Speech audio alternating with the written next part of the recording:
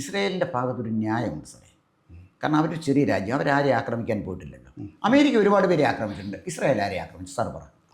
ആരെയും അവർ ആക്രമിച്ചില്ല. അവർ മര്യാദയ്ക്ക് ജീവിക്കണമെന്നല്ലേ അവർ പറഞ്ഞുള്ളൂ. അവർ ജൂതന്മാരായതുകൊണ്ട് അവർക്കൂടെ ജീവിക്കാൻ അവകാശമില്ലെന്നൊക്കെ പറഞ്ഞാൽ നമുക്ക് സംഭവിച്ചു കൊടുക്കാൻ ഒക്കും. നമുക്കുള്ള പോലെ ഭൂമിയിൽ അവകാശം ജൂതന്മാർക്കും ഇല്ലേ? അപ്പോൾ അവരെ ജീവിക്കാൻ അനുവദിക്കില്ല. അതിനെതിരായിട്ടാണ് അവർ ഫൈറ്റ് ചെയ്തത്. അവർക്ക് യുദ്ധം ചെയ്തേ മതിയാവുള്ളൂ. അവർ യുദ്ധം ചെയ്തു. അവരുടെ ഇച്ഛാശക്തിക്ക് മുന്നിൽ അറബ് രാജ്യങ്ങൾ കീഴടങ്ങുകയും ചെയ്തു. അവസാനം എന്ത് സംഭവിച്ചു? ജോർദാനും ഈജിപ്തും ഒക്കെ അവരുമായിട്ട് കരാറിൽ ഏർപ്പെട്ടില്ലേ? ഇപ്പോൾ സൗദി അറേബ്യ അവരുമായിട്ട് സഖ്യത്തിലാകുന്നില്ലേ? UAE അവരുമായിട്ട് സഖ്യത്തിലാകുന്നില്ലേ?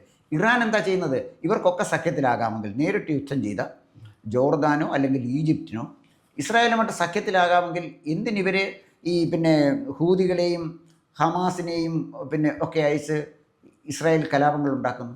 അവർ മര്യാദയ്ക്ക് ജീവിക്കാൻ തീരുമാനിച്ചാൽ പോരെ. അപ്പം അത് സമ്മതിക്കാതെ പ്രാകൃതമായ മതമൗലികവാദം കൊണ്ട് രാജ്യത്ത് അസ്വസ്ഥത സൃഷ്ടിച്ചതാരാണ്?